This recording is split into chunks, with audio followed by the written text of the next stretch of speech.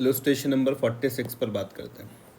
Illustration number 46 है, 3 partner हैं Aditi, Renu and वर्षा, जिनके बीच के प्रॉफिट एंड लॉस के रेशियो कितने हैं 3:2:5। 31 मार्च 2023 की बैलेंस शीट हमको यहाँ पर दे रखी है। ठीक है, कैपिटल है अदिति की, रेनू की और वर्षा की, रिजर्व दिया हुआ है, क्रेडिटर्स है, बिल्डिंग है, मशीनरी है, स्टॉक है, पेटेंट्स है, डेटर्स है, कैश और वर्षा का लोन है।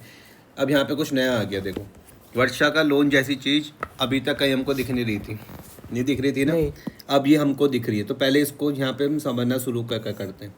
पहले मुझको ये बताओ, क्या वर्षा पार्टनर है?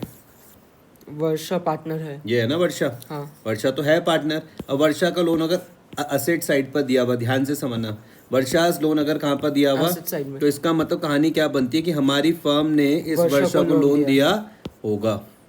आया समझ में? तभी तो क्या बन रहा, असेट्स बन रहा है। इसका बैलेंस कौन सा होगा? डेबिट बैलेंस होगा। समझ में आई बात या नहीं आ रही? अच्छा, वर्षा की डेथ कब होगी? 31 जुलाई 2023 को। तो इसकी कहानी कहाँ से कहाँ तक चलेगी? अप्रैल, मई, जून, जुलाई, 4 महीने की कहानी इसकी चल रही है। ठीक है, 4 महीने की कहानी इसकी चल रही है। ठीक है, पार्टनरशिप डीड हमको क्या क्या बातें बोलती है?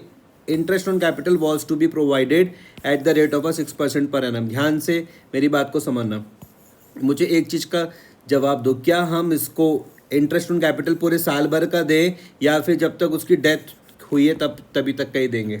जब तक डेथ हुई है। बहुत सही जवाब। ठीक है, तो इंटरेस्ट ऑन कैपिटल भी हम सिर्फ कितने महीने का कैलकुलेट करेंगे?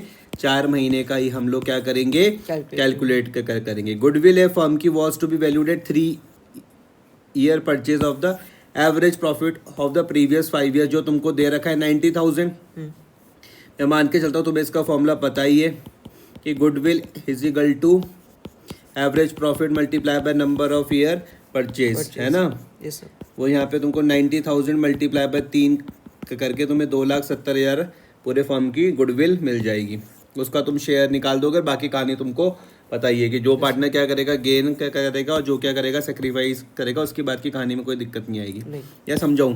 नहीं सर, नहीं। ठीक है, थर्ड वाले पॉइंट में क्या है? जो वर्षा का शेयर है किसका प्रॉफिट एंड लॉस का till the date of his death was to be calculated on the basis of sales. ठीक है, किस बेसिस पर हम क्या कैलकुलेट करेंगे? सेल्स के बेसिस पर हम कैलकुलेट करने वाले हैं।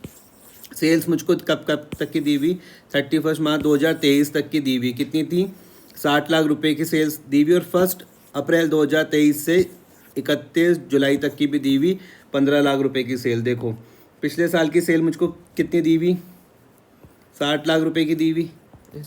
और जब तक उसकी डेथ नहीं हुई है, जब तक उसकी डेथ नहीं हुई तब तक की भी सेल दी हुई है। पिछले साल की सेल कितनी दी हुई? और पिछले 3 महीनों की क्या दी हुई? 15 लाख रुपए। यहाँ तक कोई दिक्कत तो नहीं है? नहीं सर। अच्छा, फिर वो लोग बोल रहे the profit for the year ended 31 मार्च 2023 तक का प्रॉफिट है 12 लाख रुपए। कितना है? 12 लाख। तो मैं सबसे पहले इसका तो प्रॉफिट परसेंटेज निकालूंगा। 12 लाख डिवाइडेड बाय 60 लाख करूँगा इंटू 100। ये समझ में आ रहा? Yes sir. तो मैंने क्या करा? 12 lakh divided by 60 lakh into 100। तो प्रॉफिट परसेंटेज मुझको क्या मिल गया कि भैया 20% कमाते हैं। अब मैं इसको 20% से क्या कर दूंगा? मल्टीप्लाई कर दूंगा। कोई दिक्कत तो नहीं है? नहीं सर। 15 लाख को मैंने क्या करा? 20% से मल्टीप्लाई किया तो क्या आ गया? 3 लाख आ गया। क्या 3 लाख रुपए इसका है, ये जो जिसकी डेथ हुई? नहीं, ये तो सबका है। सबका। तो उसका शेयर मुझे निकालने के लिए क्या करना पड़ेगा? 3 लाख मल्टीप्लाई बाय जो उसका शेयर है। क्या शेयर था उसका? वर्षा का शेयर था 5/10। तो मैं इसको 5/10 से क्या कर दूंगा? मल्टीप्लाई कर दूंगा। Multiply by 5 divided by 10। 3 lakh multiply by 5 divided by 10 क्या आ जाएगा? इसका शेयर क्या आ जाएगा? 1,50,000 रुपये। कोई दिक्कत तो नहीं है? नहीं सर। और कुछ पॉइंट है? कुछ नहीं है। आपको क्या बनाना है भैया? वर्षा कैपिटल अकाउंट बनाना है। आपको पहले से वर्षा कैपिटल अकाउंट बनाना आता है ना? Yes sir. आपको इसके रूल भी पता है कि भैया L माइनस का रूल यहाँ पर लगेगा, L+ का रूल यहाँ पर लगने वाला है। ओपनिंग कैपिटल तो तुमको दे ही रखी थी वर्षा की। तो 3 लाख रुपए तो तुम लिख लोगे। सबसे पहले तो यही करते थे हम। उसके बाद जो उसका जनरल रिजर्व में जो शेयर होगा वो भी 1 लाख तो सबका है ना? यस सर 1 लाख तो सबका है, हमें तो सिर्फ वर्षा का शेयर निकालना है। तो मैं क्या कर दूंगा, 1 लाख मल्टीप्लाई बाय 5/10 कितना आ जाएगा 50,000। क्या आपको ये समझ में आ गया? हाँ सर। और देखता हूँ बैलेंस शीट में क्या है। बिल्डिंग है, मशीनरी है, स्टॉक है, पेटेंट्स है, डेटर है, कैश। ये वर्षा का लोन था। वर्षा का लोन मुझको यहाँ पर दिखाना पड़ेगा, 2 वर्षास लोन। ये समझ में आ गया? हाँ सर। यहाँ पे क्यों आया है? हाँ आ गया हाँ, क्योंकि हमने फर्म से लोन लिया था वर्षा ने। क्योंकि फर्म ने वर्षा को क्या दे रखा था, लोन दिया हुआ था। 40,000 ये हो गया। Yes sir. Interest on capital में कब तक का निकालूंगा, 6%। कैपिटल थी कि कितनी उसकी, 3 लाख। तो इसकी मैं कैलकुलेशन कर सकता हूँ कैसे करके, कितनी थी कैपिटल, 3 लाख थी। Yes sir.